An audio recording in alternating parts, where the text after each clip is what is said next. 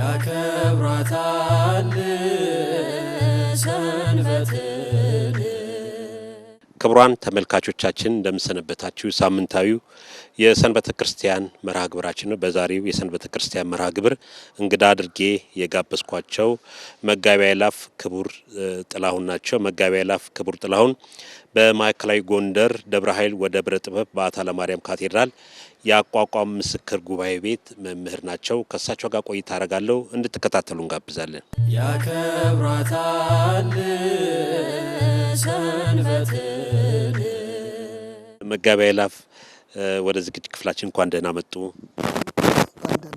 መጋቢ አእላፍን አግኝተን የእርስዎን የትምህርት ቤት እንደገና ጉባኤ ቤቶትን ህይወቱን በአጠቃላይ የትምህርት ቤቱን ከማንሳታችን በፊት የኔታ ጋና አግኝተን መቼም አንድ ዜማ እንደ መግቢያ አጠር ያለች እሷን ብለውልን ወደ ቀጣዩ መርሃ ግብር ሄዳለሁ። ሃሌሉያ በመሃል የመሃል ትነግር ቤተ ክርስቲያን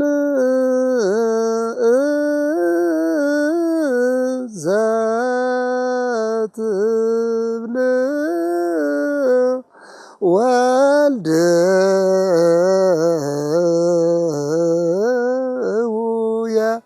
ወረደ ውስተ ገነት ወአነ ምስሌሁ ዘልፈ ሀበ ኩሎሙ ቅዱሳን አበ ወረደ ወአነ ምስሌሁ ዘልፈ ሀበ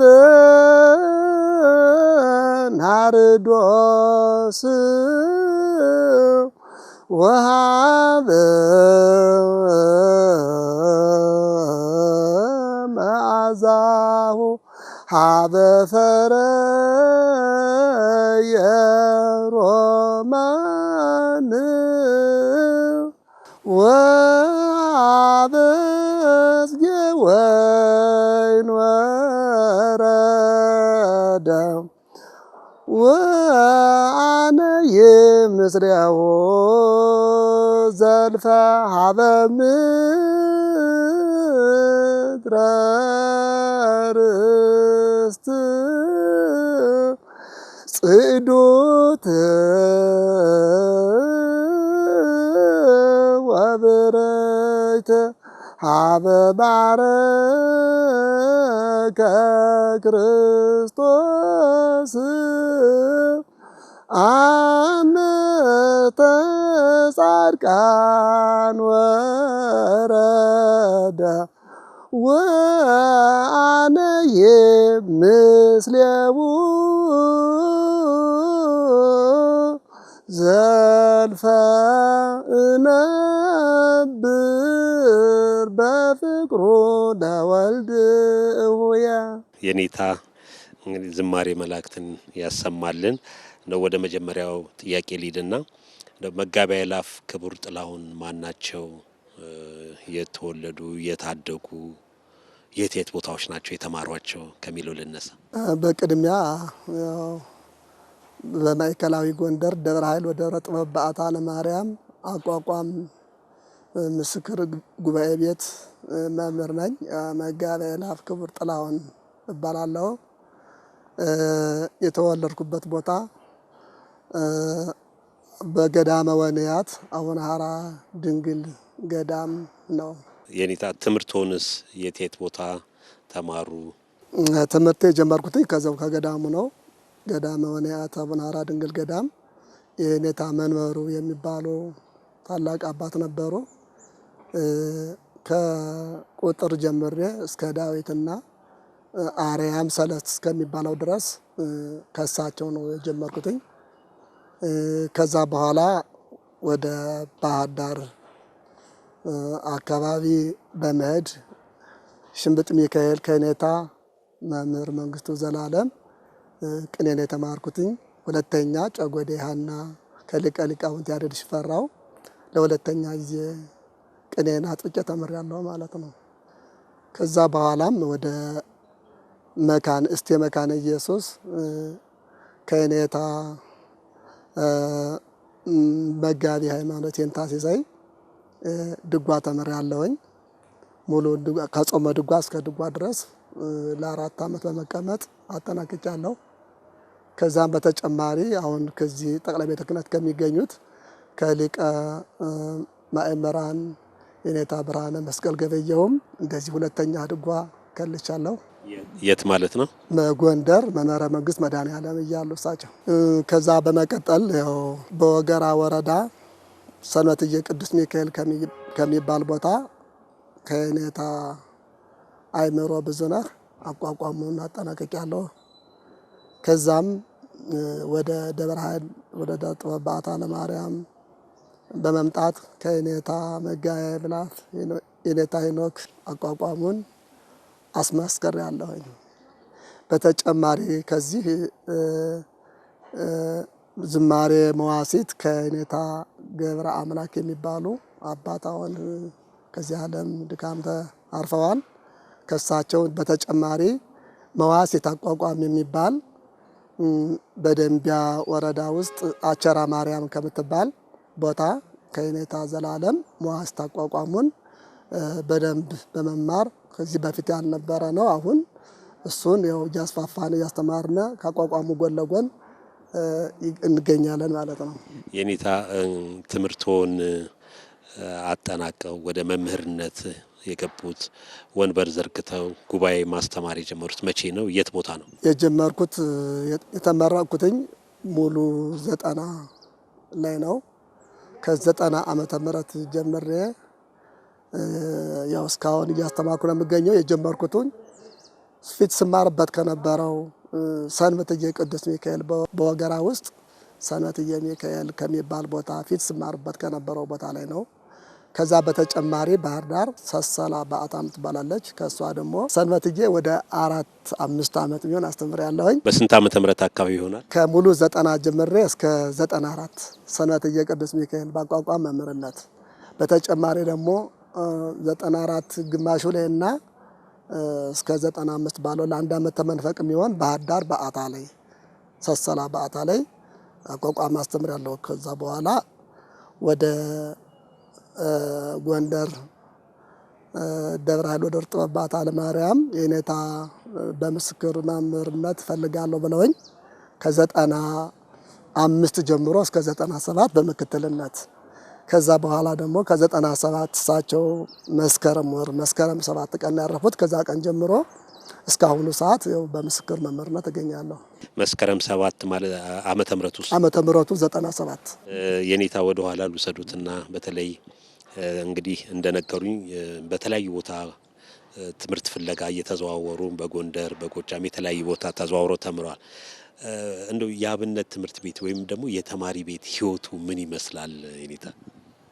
የአብነት ትምህርት ቤት ህይወት በጣም ከባድ ነው። ብዙ ፈተናዎች አሉ። የአብነት ትምህርት ቤት ሲባል ያው እንደፈለገ እየበሉ እንደፈለገ እየጠጡ የፈለገውን እየለበሱ መማር አይቻልም። ያው እየተበረደ እየተራበ እየተጠማ ብዙ ችግሮችን እየተቋቋመ ነው የሚማረው። እንዲህ ከአንዱ ትምህርት አጠናቃችሁ ወደ አንዱ ጋር ሲሄዱ ከአንዱ አጠናቀው ወደ አንዱ ጋር እንዲሄዱ የሚያደርጉት ምንድነው? እንደው አሁን አንዳንድ ቦታ አንዳንድ ሰው አንድ ትምህርት ከተማር ይበቃኛል ብሎ ያቆማልና እርሱ አሁን የተለያየ ጉባኤ ቤት ከተለያየ ሊቃውንት መምህራን ጋር እየተዘዋወሩ እንዲማሩ ያደረገው ምንድነው? የግድ ሙሉ ለመሆን ነው። እንደዛ ከሆነ አሁን ለምሳሌ ቅኔ ብቻ አንድ ሰው ተምሮ ዝም ቢል ትንሽ ይከብዳል ማለት ሌሎችን አገልግሎቶችን ማሳካት አይችልም። ስለዚህ ሙሉ ለመሆን የግድ ቅኔ ያስፈልጋል፣ ዝማሬ መዋሥዕት ያስፈልጋል፣ አቋቋም ያስፈልጋል። በአጠቃላይ በቤተ ክርስቲያን ያሉት አገልግሎቶች ሁሎችን ለማሟላት የግድ መማር አለበት። ለዛ ነው ከአንዱ ወደ አንዱ የምንዘዋወረው። መቼም በአብነት ትምህርት ቤት ወይም በቆሎ ትምህርት ቤት እንደሚያውቁት የሚረዳ የለም፣ እንግዲህ በእንተ ስማ ለማርያም እየተባለ በዛ ነዋሪዎች ጋር እየተዞረ እየለመናችሁ ነው የምትማሩትና እንደው እሱ ህይወት አሁን ደግሞ በከተማ በአንጻራዊነት ስናይ ሁሉ ነገር ተመቻችቶ ነው። ያኔ ግን እንደዚህ ያለ በእግር ተጉዘው ብርዱን ፀሐዩ እየተፈራረቀባችሁ ነው ተምራችሁ እዚህ ደረጃ የደረሳችሁትና እንደው የሚያስታውሱት በዛን ጊዜ መቼም ገጠመኝም ይኖራል። በትምህርት ቤትም ወደ መንደርም ስትሄዱ ከውሻ ጋር መታገልም ብዙ ነገሮች አሉና እስቲ እንደው የተወሰነ ቢያጫውቱ። ከባድ ነው። በተለይ ባህር ዳር አካባቢ ሳለሁኝ በመስከረም ጥቅምት አካባቢ ይመስለኛል እሸት ማሽላ ለማምጣት ወደ አንድ ራቅ ወዳለ ቦታ ነበርና ከዛ ላይ ትንሽ በጣም ከባድ ፈተና ገጥሞኝ ነበር። ፈተናውም የውሻ መበላት ነው። ውሻ ከዚህ ስንለምን ውለን ከምናርፍበት ቦታ ላይ ትልቅ ውሻ ነበርና ያ ውሻ እንግዲህ በጣም ያስፈራል። ትልቅ ነው እውነት እንደው አንበሳ የሚያህል ውሻ ነው። እና ጓደኛዬ ትንሽ ከኔ ሻል ያለ ወንድም ነው ነበርና እኔ ስፈራ ውሻውን ይህን ውሻ ፈርቼዋለሁ እኔ በወዲ ገጥልሁን ስለው ከፈራሽ በወዲ ሁን አለኝ ሲለኝ ብድግ ብዬ ወያችን ቦታ ቀጀሬ በወዲ አልቀመጥ ስነሳ እንዴት ከመቀጽበት መጥቶ እንደነከሰኝ አላውቅም። ባቴን ነው መጥቶ ያዘኝ። በዛ ምክንያት በጣም መንገድ እስከ መሄድ ከልክሎኝ በጣም ተቸግሬ ነበር። ይሄን አስታውሳለሁ። ሌላው ጨጎዴ እያለሁኝ ጨጎዴ ሃና እያለሁኝ የ3 ሰዓት መንገድ የ4 ሰዓት መንገድ ሳምንት ሁላ አደን ለምነን የተማርነውና ይሄ የትምህርት ቤት ኑሮ በጣም ከባድ ነበር ነው የምለው እኔ። እንደዚህ ጸንተው እንዲማሩ ያደረጉ ምንድነው? አንዳንዴ ሰው እንዲህ መከራም ከገጠመኝ ልትወም ይላል፣ ያቋርጣል፣ ዘመድ ፍለጋም ይሄዳል። ግን ይሄ ቤተሰብን እናት አባትን አስረስቶ እንደው በቃ ቃል እግዚአብሔር እማራለሁ ብለው እንደዚህ አይነት ቦታ ላይ የተለያየ ቦታ እንዲሄዱ ያደረገው ምንድነው የኔታ? እንግዲህ እግዚአብሔር ፈቃድ ነው የምለው እኔ። ስገባም ለመጀመሪያ ጊዜ ትምህርት ስጀምረው ማንም ቤተሰብ እናትም አባትም ፈቅዶ ሳይሆን በራሴ ነው የጀመርኩት ትምህርት ስጀምረው እና ይሄ የእግዚአብሔር ፈቃድ ነው የምለውና እኔ ከጥንት ህፃንነት ጀምሮ ከ7 ዓመት ጀምሮ ነው ትምህርት የጀመርኩት። እኔ እንግዲህ ፍቅር ነበረኝ ለቤተ ክርስቲያን ለመማር ህፃንነት ጀምሮ ነው የነበረውና እኔ ደስ ይለኛል እንደ አጠቃላይ ቤተ ክርስቲያን ትምህርት መማር ደስ ይለኝ ስለነበረ ነው ወደዚህ ትምህርት ወደ ቤተ ክርስቲያን ትምህርት ያዘነበልኩት። ከዚህ ውጭስ እንደው ዘመናዊው ሌላስ ትምህርት ሞክረዋል የኔታ? ዘመናዊ እንኳን ከዚህኛው ጋር ስለማይሄድ ያው መማር ያስፈልጋል። በርቀት እስከ 7 አካባቢ ሞክሬያለሁኝ። እዛ ውጭ አሁንም ጎንደር ያስተማርኩኝ ጎንደር በአሁኑ ሰዓት ያው አዲሳትም አሁን ጳውሎስን ጨርሼ ወደ ግብረ ሐዋርያቱ አካባቢ ያው ከአራት አይና ቆሞስ አባ ገብረ ማርያም ጌጡ እየተማርኩ እገኛለሁ። አሁን ለወደፊትም ቢሆን ከተመቻቸልኝ ሌላ ብዙ ትምህርቶችን ለመቀጠል ሀሳብ አለኝ። ትምህርት እድሜ አይገድበውም የኔታ? አይገድበውም። ትምህርት ነው አይገድበውም ነው የሚባለው። እንዴት? አይ የሚባል አባባል አለ። ሰው እንኳን እየተማረ እያጎራ ይሞታል የሚባል አባባል ስላለ ትምህርት የሚሰለችበትና የሚያቆምበት ዘመን አይኖርም። ያው እስከተቻለ ባለው ዘመናችን እየተማርን መቀጠል ነው ያለበት ማለት ነው።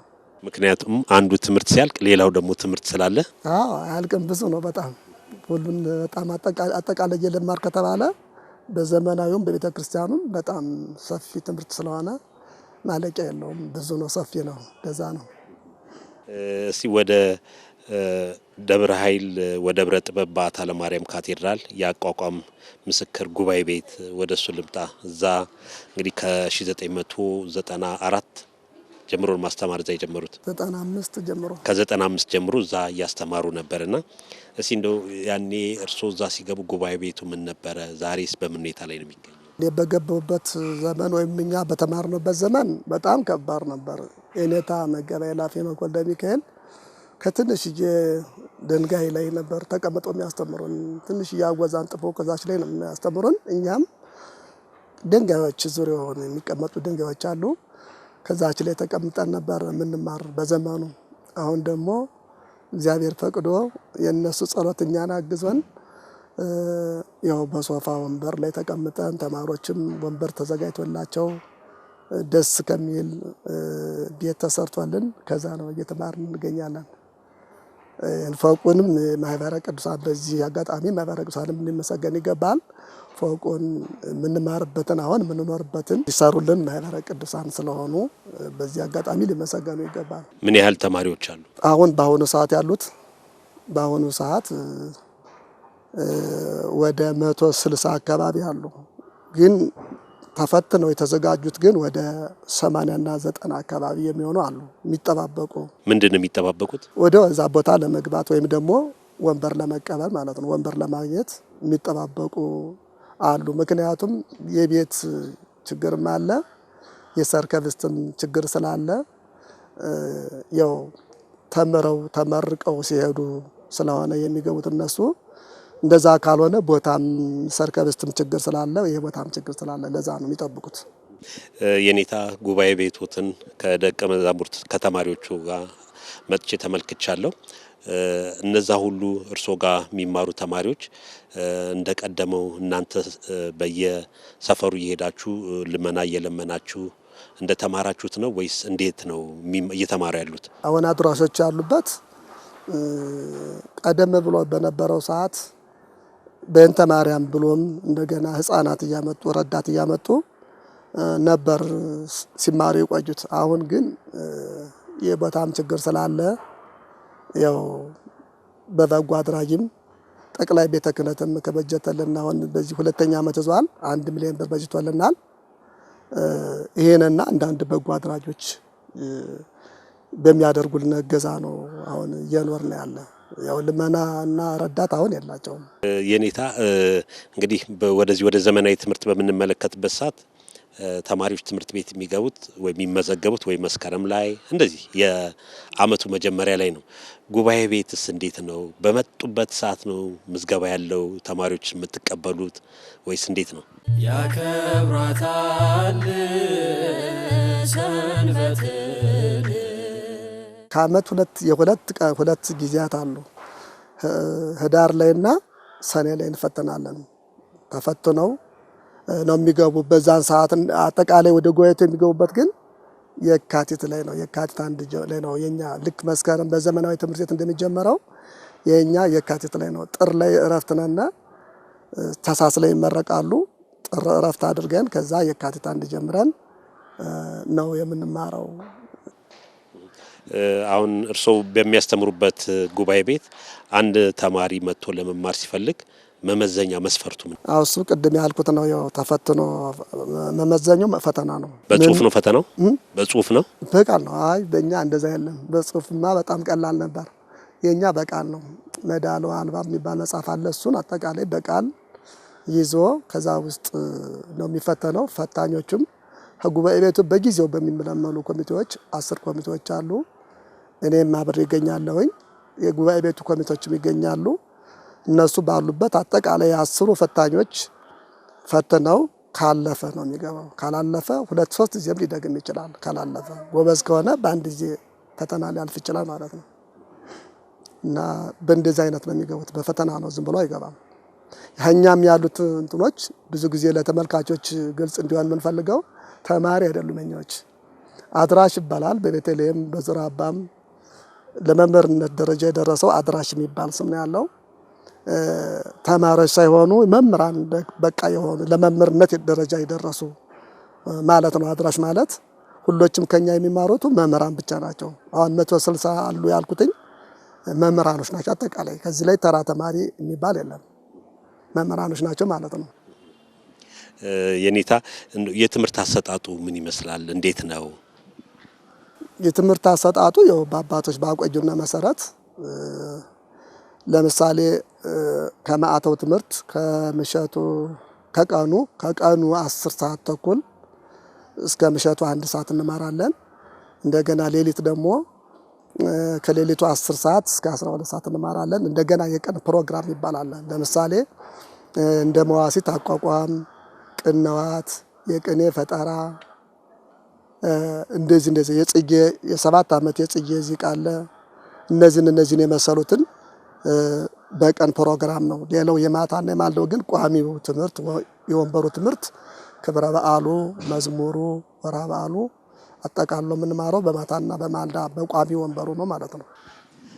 አሁን በቀንም በማታም ትምህርት በሚሰጥበት ሰዓት እነዚህ መምህራን ናቸው የሚማሩት ነው። እንቅልፍ የማስቸገር ሁኔታ የለም? እንዴት ነው? አይ ያው ብዙም የለም፣ አያስቸግርም። አንዳንድ ሊኖር ይችላል፣ ግን ቢኖርም ያው ስናይም ተነስ እንለዋለን፣ እንዲቆም እናደርጋለን። ግን ብዙ ጊዜ ያው በዚህ ሰዓት ተግቶ ነው የሚማር፣ ሁሉም ጠንክሮ ነው የሚማር። ምክንያቱም የመጨረሻ ትምህርት ስለሆነ በዚህ ሰዓት የሚተኛ ወይም ደግሞ የማይከታተል ካለ ትክክለኛ መምህር ሊሆንም አይችልም ማለት ነው። ሀሳቡን የተወው ማለት ነው። እዚህ ትምህርት ቤት የሚማሩ ስንት ዓመት ይፈጅባቸዋል? በስንት ዓመት ነው የሚመረቁት?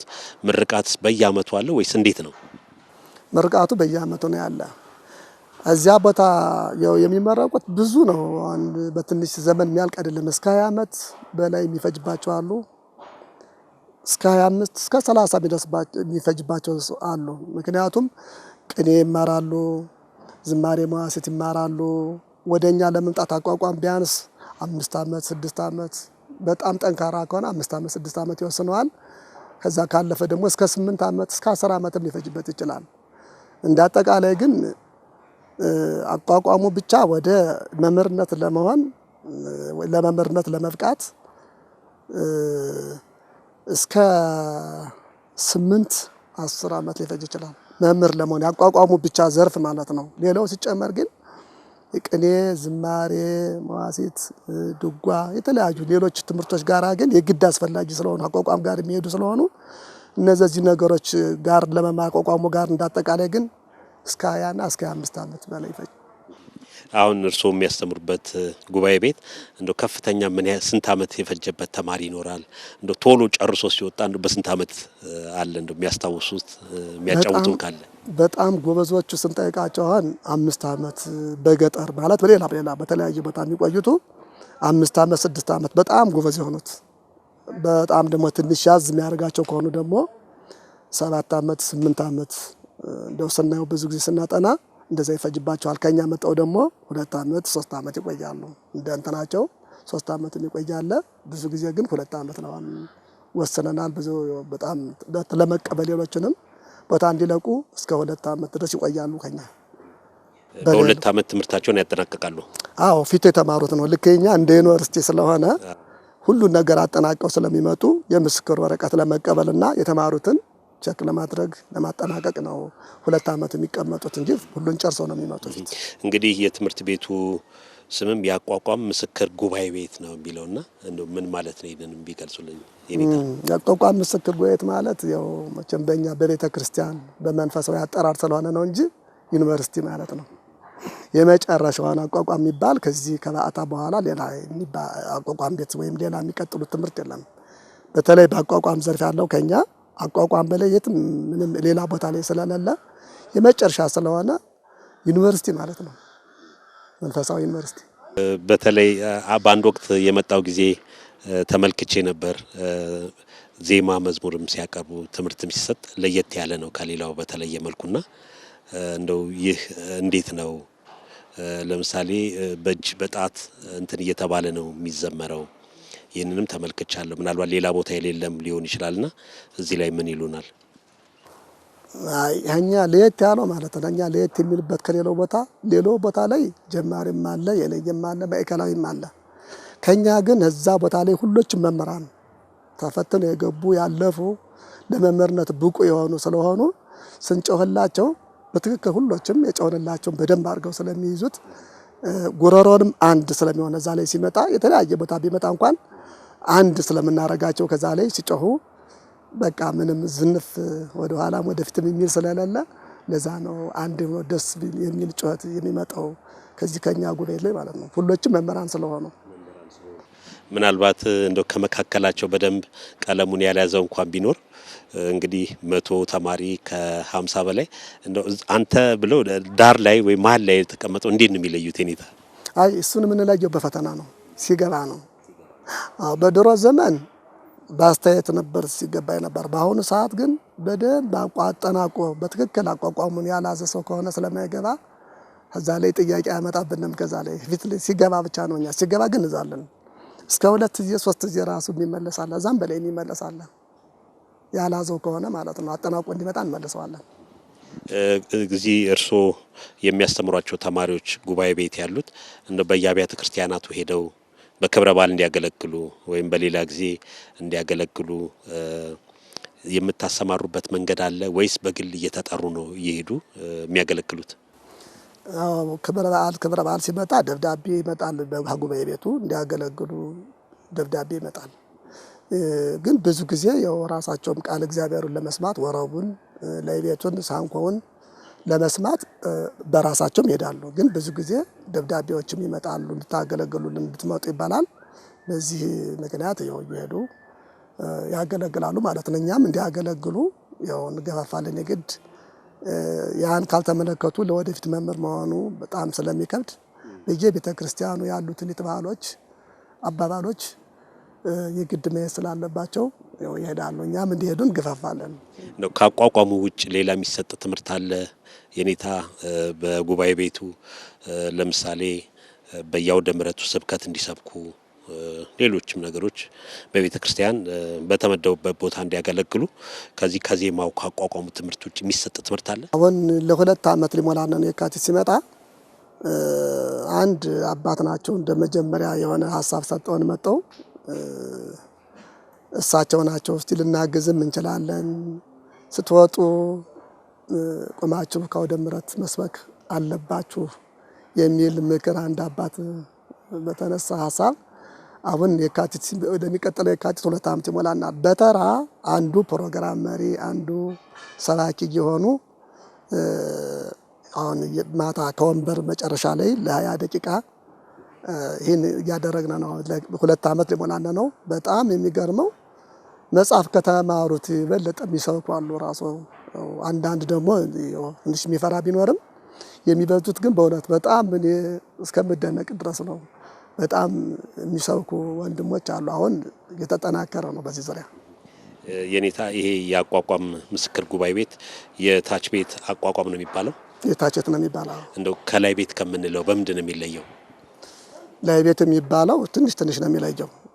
በተለይ ላይ ቤት ሲባል 2 አይነት አለ። የተክሌ ላይ ቤት አለ፣ የጎንደር ላይ ቤት አለ።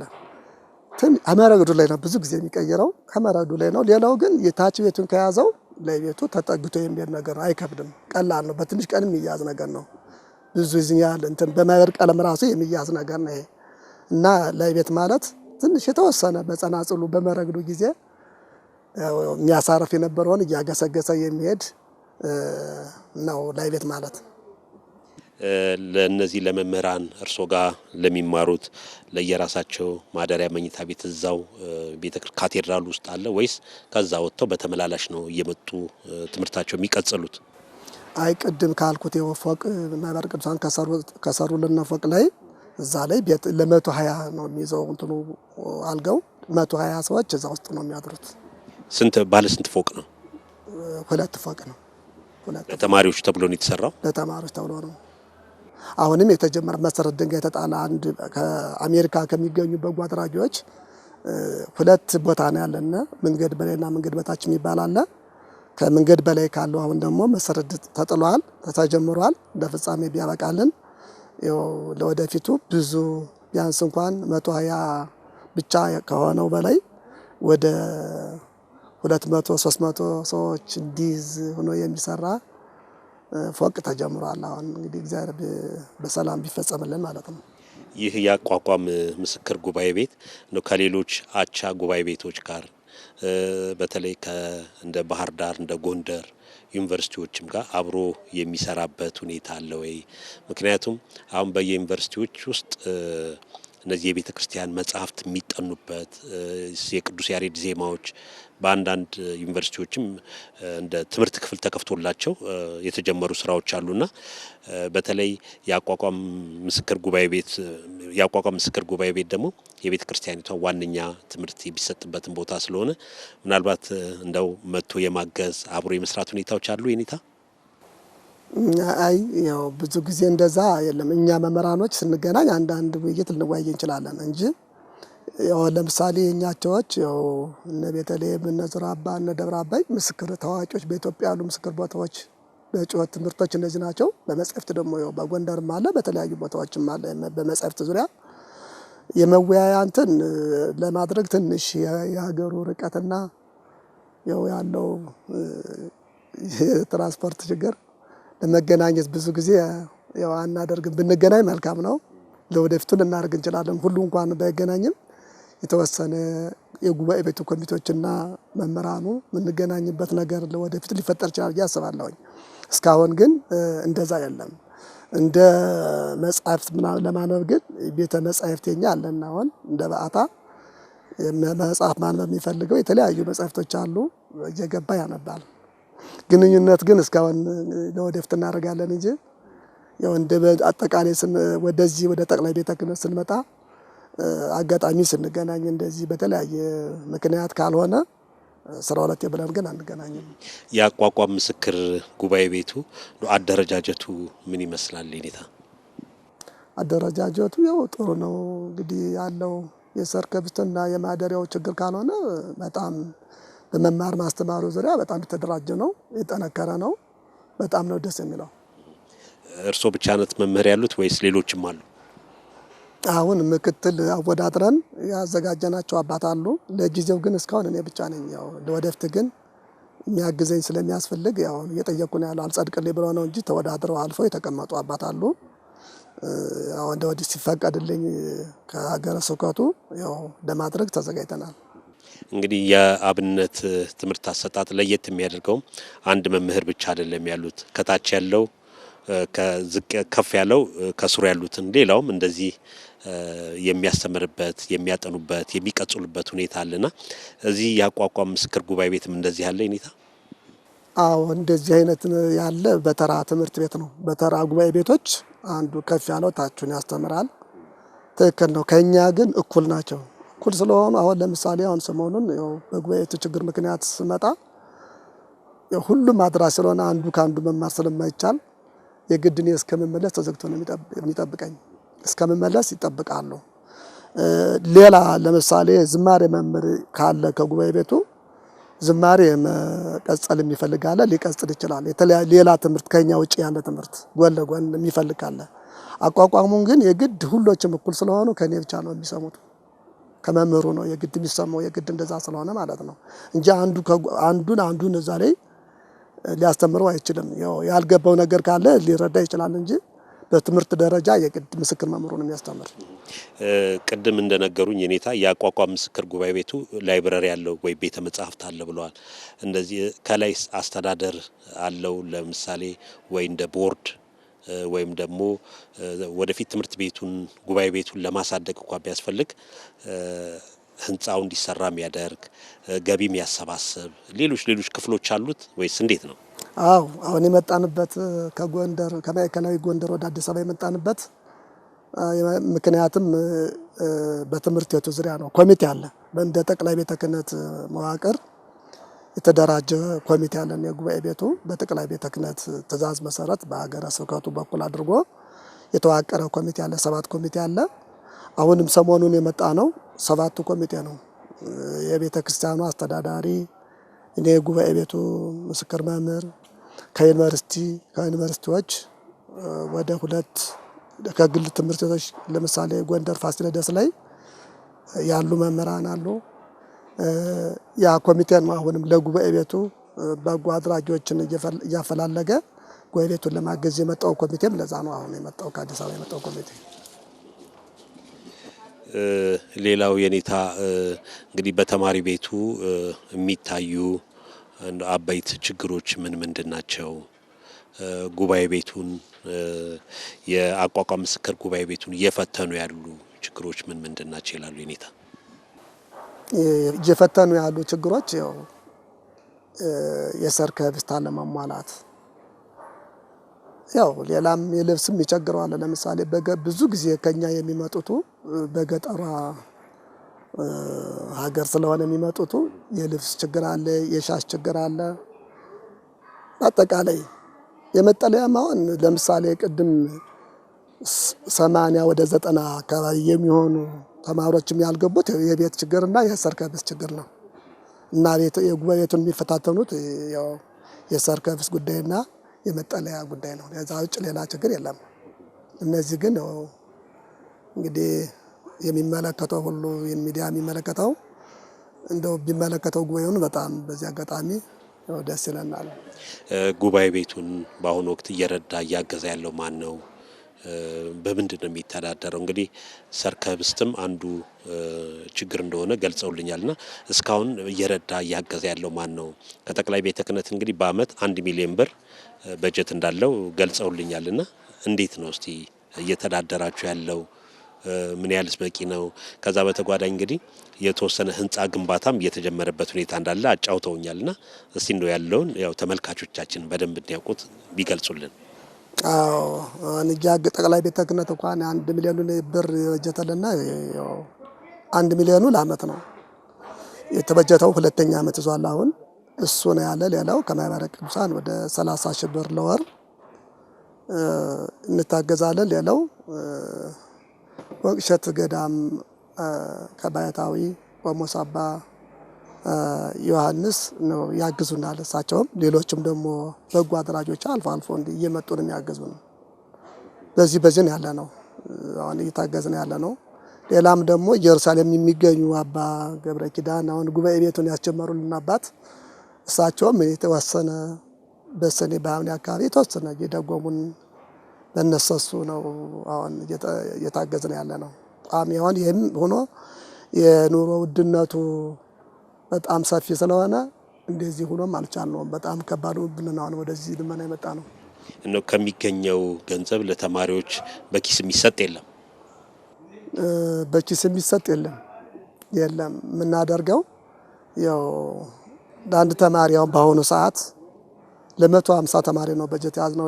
እቺ ደግሞ የምትደረገው ለአንድ ተማሪ በ1500 ብር ሂሳብ ነው። እንግዲህ ይሄ ኑሮ ውድነቱ አሁን በጣም እየከበደ ስለሆነ አሁን ግን የበጀት ነው በየካቲት አካባቢ ነው የነበረ 1500 ብር። አሁን ግን በጣም እያነሰ 1500 ለወር ነው የሚበጀትለት። አዎ ለ150 ተማሪ ለጊዜው ለ150 ያደረግነው ይቀጥላል። በጎ አድራጊ ሲፈጠር የገንዘብ ምንጭ ሲገኝ እዛ እናሳድገዋለን። ለጊዜው ግን በ1500 ብር ሂሳብ ነው እየተማሩ ያሉ። ግን በጣም እያነሰ ገና በ15 ቀን እያለቀባቸው ግን ተቸግረናል። ምክንያቱም የሚጠቀሙባት ይችን ብር ለእንጨት የሚጠቀሙባታል፣ አጠቃላይ ለሽሮ መግዣም ለጤፍ መግዣም ለሁሉም ነገር ሲሆን በጣም እያነሳቸው አሁን ገና በ15 ቀን ራሱ አሁን እየደወሉልኝ የነበሩ። ምግባቸውን ሁሉም ለየብቻቸው በግል ነው የሚያዘጋጁት? በአንድ ላይ ነው የሚጋግሩ ሰዎች ተቀጥረው በአንድ ላይ ነው የሚፈጭ፣ በአንድ ላይ ነው ብር በእጃቸው አይሰጥም። በአንድ ላይ ነው የሚጠቀሙት። ጋጋሪ ቀጥረን ማለት ነው። ሀገረ ስብከቱስ የማዕከላዊ ጎንደር ሀገረ ስብከትስ የሚያደርገው እገዛ አለ የኔታ? አይ ማዕከላዊ ጎንደር ጠቅላይ ቤተ ክህነት የሚልክልንን ተቀብሎ ሰጠናል እንጂ በግሉ በጀት ግን እስካሁን የለም። ማዕከላዊ ጎንደር ላይ እንደ ግሉ የበጀተልን ነገር የለም። ጠቅላይ ቤተ ክህነት የሚልከውን ግን በእነሱ አማካኝነት ስለምንቀበል ያው ተቀበለው ይሰጡናል። እንደው በቀጣይ ምንድነው መደረግ ያለበት ይላሉ? በተለይ የጉባኤ ቤቱ ችግር እንዲፈታ ከዛ በተጨማሪ ሁልጊዜ የሰው እጅ ጠብቆ መኖርም የማይቻልበት ሁኔታ ነው ወደፊትም እየተፈጠረ የሚመጣው ካለው የዓለም አቀፍ ሁኔታም አንጻርና ጉባኤ ቤቱ እንዳይፈታ የራሱ የገቢ ምንጭ እንዲኖረው ምንድነው የታቀደው? ያው የታቀደው ማለት ነው እኛ አንደኛ ጠቅላይ ቤተ ክህነት አመልክተናል። ባለፈው አመልክተን የተመራልን ወደ አዲስ አበባ ሀገረ ስብከት ነው ነበር። ከአዲስ አበባ ሀገረ ስብከት ደግሞ ወደ አድባራቱ ያው እንድንጠይቅ ነው የተጻፈልና ለጉባኤ ቤቱ ግን እንዳጠቃላይ የሚያስፈልገው ቅዱስ ሲኖዶስም በጀቱን ቢያሳድግልና ከዚህ ውጭ ደግሞ ይህን ሚዲያ የሚመለከቱት ሁሉ ቢያግዙንና በቂ የሆነ ሰርከብስት መጠለያ እንዲያገኙ የሚመለከተው ሁሉ ያው የጉባኤ ቤቱን ችግር ተመልክቶ ጉባኤ ቤቱ እንደሚታወቀው ያው ማይለት በሚባለው ዘርፍ አጠቃላይ ኢትዮጵያን አልፎ በውጭ ዓለማትም ሁሉ የተገለገለች ያለች ቤተክርስቲያን በዚህ አቋቋም ትምህርት ቤት ነው። ስለዚህ ይህን ማንኛውም የቤተክርስቲያን አባል የሆነ ሁሉ አግዞት በቂ የሆነ ሰርከብስት የሚያገኙበት፣ መጠለያ የሚያገኙበት፣ ልብስ የሚያገኙበት ይህ ነገር ያው እንዲስተካከል ነው እኛ የምንፈልገው። እንደው ከአካባቢ ከወቅታዊ ከዚህ ከጸጥታ ከሰላም አንጻርስ ነው ጉባኤ ቤቱ የሚያሰጋው ነገር ይኖራል? አይ ይሄ እንደ ሀገር ነው። እኛ በተለይ ለጉባኤ ቤቱ የተለየ እንትን የለውም። እንደ ሀገር የሚመጣ ነገር ካለ ያው ሊቸገር ይችላል እንጂ እንደ ግል ግን የሚያስቸግረን የለም። ያው ምንም ከዚህ ከረሃብ ውጭ የሚያስቸግረን ነገር የለም። የኔታ ይህ ጉባኤ ቤት የት ደርሶ ማየት ይመኛሉ? አይ ያው ልክ እንደዚህ እንደ መንፈሳዊ ኮሌጆች አድጎ እንደ ዘመናዊ እንደ ዩኒቨርሲቲዎች አድጎ ሰፊ አሁን የምናስተምራቸው 150 160 እስከ 200 ያለው ቁጥር አድጎ 500 600 እስከ 1000 የሚመረቅበት እንዲሆን ነው መማኛው ነው። እነዚህ መምህራን እርሶ ጋር የሚማሩት ተመርቀው ከእርሶ ጋር ሲወጡ እንደው በየአብያተ ክርስቲያናት ተመድቦ የማገልገል ሁኔታ ሳለ የኔታ መጋቤ አእላፍ ክቡር ጥላሁን ያቋቋም ምስክር ጉባኤ ቤት ነው የተማሩትና ያው ሙሉ ዕውቀት ይዘዋል ተብሎም ስለሚጠበቅም በሌላ ቦታ ላይ በየአብያተ ክርስቲያናቱ ወይም በሀገረ ስብከቱ የመመደብ ሁኔታ ሳለ ምክንያቱም እንደዚህ ሲሆን ከስር ያለው ተማሪም ተስፋ እያደረገ ወደፊት ትምህርቱን አጠናክሮ የሚቀጥለውና ነው። እዚህ ላይ ምን ይላሉ? አዎ የተቀናጀ በየሀገረ ስብከቱ ለወደፊት ሊሆን ይችላል እንጂ እስካሁን የለም። እርግጥ በየአንዳንድ ወረዳዎች እየደወሉ መምህር ይላኩልን የሚሉ አሉ። ግን ብዙ ጊዜ የሚታየው ግን ተምረው ያው እኛ መርቀን እንለቃቸዋለን እዛ ፈልገው ነው የሚቀጠሩት፣ እየፈለጉ ነው የሚቀጠሩት። አዲስ አበባም ያው ብዙ ችግር አለ ሲመጡ ያው ገንዘብ እየከፈሉ ማለት ይሄ ወደ ሸሸግም ስለማይገባው ሙስና መጥፋትም ስላለበት እንድንሸሽገው አይገባም። ያው እየከፈሉ ነው የሚቀጠሩት ብዙዎቹ እና ያው ማስተማሩ መማሩ ሁሉም ጥሩ እያለ ሲጨርሱ ግን እነሱን ተቆጣጥሮ የመመደብ ስራ ግን እየተሰራ አይደለምና እንደው ለወደፊቱ ቢሰራ መልካም ነው። ለፈልገው ነው የሚቀጠሩት። በገጠርም ሊሆን ይችላል፣ በከተማም ሊሆን ይችላል። ይሄ በጣም እየፈለጉ ስለሆነ የመመደብ ስራ በጠቅላይ ቤተ ክህነትም ሊሆን ይችላል ወይም በሀገረ ስብከቱ በኩል የተቀናጀ እንትን ቢኖረው መልካም ነው። በየሁሉም ሀገረ ስብከት ማዳረስ ይቻላል። የኔታ እርስዎ አስተምረዋቸው ተመርቀው ከወጡ ከአቋቋም ምስክር ጉባኤ ቤት ተመርቀው ወጥተው ቦታ ሳያገኙ በተለያየ ቦታ የሚያገኟቸውም የሚሰሙትም ይኖራልና ምን ይሰማዎታል? ምን ይላሉ? አስተምሪ እንደዚህ መሆናችሁ ይላሉ የኔታ? አዎ አንድ ማለት ዛሬ 3 ነው 4 ዓመት አዲስ አበባ መጥቼ ካልሲ ምሸጥ አግኝቻለሁ። እኛ የተመረቀ መምህር ሆኖ ካልሲ ሲሸጥ ነው ያገኘሁት። ለምንድን ነው ስለው እንግዲህ ገንዘብም የለኝም ዘመድም የለኝም አማራጭ ሳጣ ወደዚህ ገብቻለሁ ብሎ ቁጭ ብሎ ከመንገዷ ላይ ካልሲ ሲሸጥ ያገኘሁት አለ። ሌላም ብዙ በተመሳሳይ ስራ አጣው ወደ ሌላ ሁላ እንደገና ይህን ለፍተው የተማሩትን ትምህርት ተው ወደ ሌላ አቅጣጫቸውን ቀይረው ወደ ንግድም ወደ ተለያየ ሌላ ትምህርትም እንደዚህ የሚማሩ ዘመናዊ ትምህርቱላ ተተው የሚማሩ አሉ። ምክንያቱም በቃ አሰራሩ ትንሽ አስቸጋሪ ነው። በአሁኑ ዘመን ያለው ዘመድና ገንዘብ ከሌለ እንደማይቻል አሁን ግልጽ እየሆነ ስለመጣ በጣም አስቸጋሪ ስለሆነ ያው እንደነዚህ አይነት ብዙ የደከሙ ብዙ የተለፋባቸው ሰዎች የማይሆን ነገር ውስጥ ገብተው ሲያዩ ልክ እንደዚህ ንግድ ላይ መቼም ሰው ኑሮን አያሸንፍ አይባልም። መውደቅም ስለሌለበት የተለያየ ነገር ሊሰማራ ይችላልና ምን ይሰማዎታል? ምን ይላሉ የኔታ እርስዎ? አይ በጣም ያሳዝናል። ይሄ በጣም በእውነት ሁሉም እኔ ብቻም ሳልሆን አጠቃላይ የሁሉም ሀሳብና ያው ሀዘን ነው የሚሆነው። እኔ ብቻ ሀዘን አይደለም። ሰው ለፍቶ ተምሮ ቤተክርስቲያን ተቀብላ ካልቀጠረችው እንግዲህ በዘመድና በገንዘብ ከሆነ እንግዲህ ለወደፊት ተተኪ ትውልድም ቢሆን ትምህርቱን ለማስቀጠል ይቸገራል ማለት ነው እና ይሄ ወገንና ገንዘብ የሚባለው ነገር ተወግዶ በቃ ሁሉም ቤተክርስቲያን እንዲያገለግል የሚደረግበት ነገር ካልተፈጠረ ለወደፊቱ አስጊ ነው የሚሆነው። በዚህ ከቀጠለ እንግዲህ ዘመድ ያለውና ገንዘብ ያለው ብቻ የሚቀጠር ከሆነ ገንዘብ የሌላቸው ምሁራን ሆነው ገንዘብ የሌላቸው ወደ ተለያየ ስራና ወደ ተለያየ ቦታ ሲገቡ ማየት በጣም የሚያሳዝን ነገር ነው ማለት ነው። ጥያቄዎችን እያጠናቀቅኩ ነው የኔታ። በተለይ እንግዲህ ችግሮችን አንስተናል።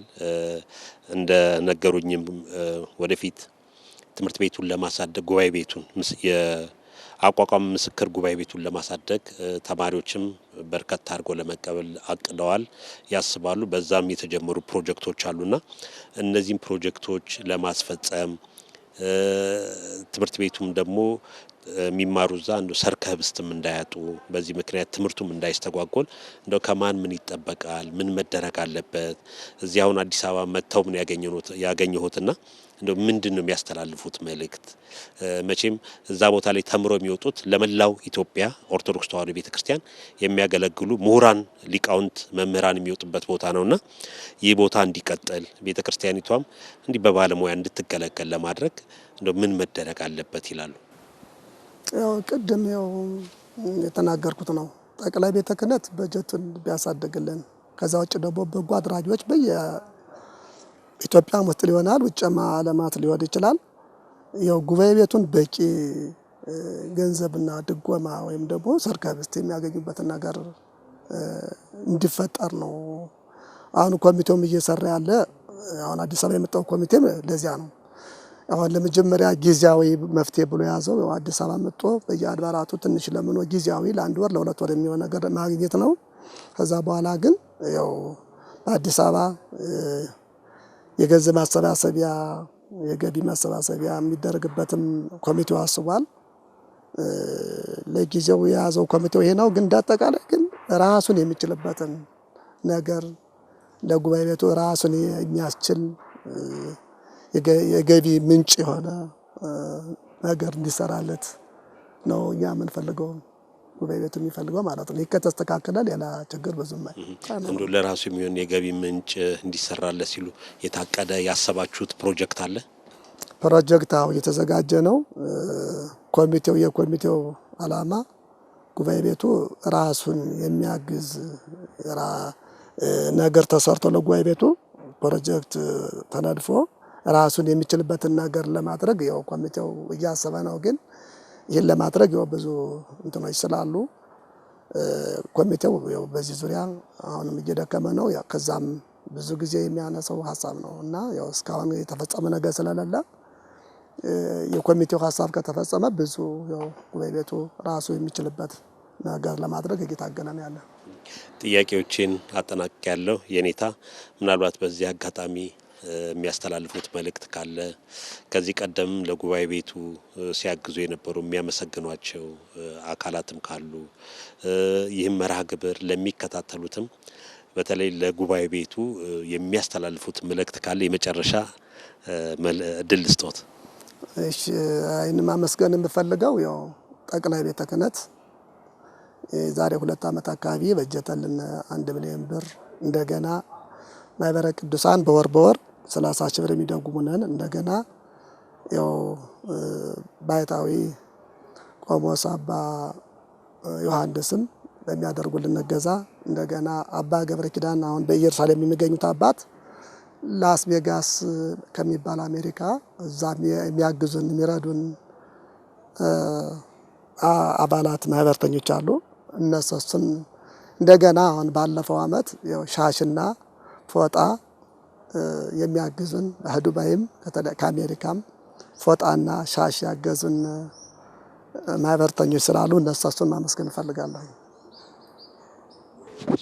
የኔታ እንግዲህ እዚህ ድረስ መጥተው ስለ ጉባኤ ቤቱ ያቋቋም በማዕከላዊ ጎንደር ደብረ ኃይል ወደብረ ጥበብ በዓታ ለማርያም ካቴድራል ያቋቋም ምስክር ጉባኤ ቤትን እና በተለይም የእርሱ የአገልግሎት ህይወቱን በቤተ ክርስቲያን ያሳለፉትን ለተመልካቾቻችን አስተያየት ስለሰጡን ወይም ቃለ መጠይቅ ስለሰጡን እግዚአብሔር ይስጥልን፣ እግዚአብሔር ያክብርልኝ። እሺ፣ አመሰግናለሁ። ክቡራን ተመልካቾቻችን የዛሬው የሰንበት እንግዳ መጋቤ አእላፍ ክቡር ጥላሁን ናቸው። መጋቤ አእላፍ ክቡር ጥላሁን በማዕከላዊ ጎንደር ደብረ ኃይል ወደብረ ጥበብ በዓታ ለማርያም ካቴድራል የአቋቋም ምስክር ጉባኤ ቤት መምህር ናቸው። እንግዲህ ስለ ጉባኤ ቤቱ እሳቸው በቤተ ክርስቲያን ውስጥ የነበራቸውን ቆይታ ስለ አገልግሎታቸው ሰፋ ያለ ቃለ መጠይቅ ሰጥተውናል። ለኔታ እግዚአብሔር አምላክ ከረጅም እድሜን ከጤና ጋር ይስጥልን እያልን ወደ መርሃ ግብሩን ከማጠናቀቄ በፊት የኔታ አጠር ያለች እንግዲህ በዛ ጉባኤ ቤት ከሚዘመሩ ወይም ከሚዜሙ ዜማዎች አጠር ያለ ያቀርቡልና እኛ በዚሁ እንሰናበታለን። ቀሪውን የኢትዮጵያ ኦርቶዶክስ ተዋሕዶ ቤተክርስቲያን የመገናኛ ብዙሃን መርሃ ግብር እንድትከታተሉ እየጋበዝኩ በዚሁ እንሰናበታለን። ሰላሙ ነው። እስመ ውእቱ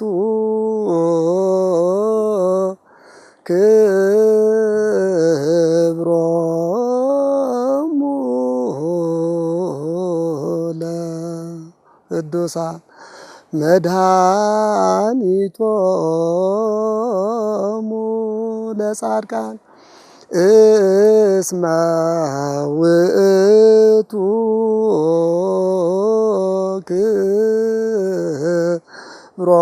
ክብሮሙ ለቅዱሳን መድኃኒቶሙ ለጻድቃን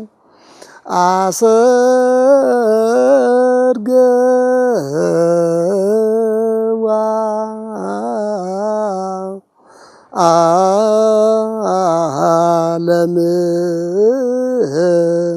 ለምድር በጽጌ ሮማን በመስቀሉ ወበቃሉ አሰርገዋ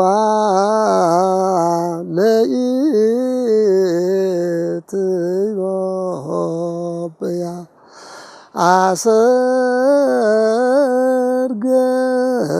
አሰርገዋ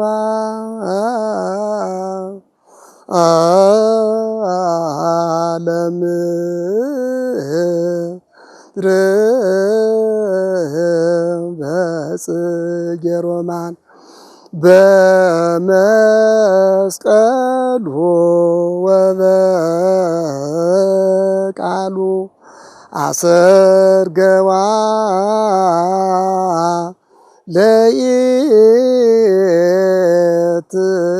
ለኢትዮጵያ እስመ ውእቱ ክብሮሙ ለቅዱሳን መድኃኒቶሙ ለጻድቃን እስመ ውእቱ ክብሮሙ ለቅዱሳን መድኃኒቶሙ ለጻድቃን አሰርገዋ ለምድር በጽጌ ሮማን በመስቀሉ ወበቃሉ አሰርገዋ ለኢትዮጵያ አሰርገዋ ለምድር በጽጌ ሮማን በመስቀሉ ወበቃሉ አሰርገዋ ለኢትዮጵያ ያከብራታል ሰንበትን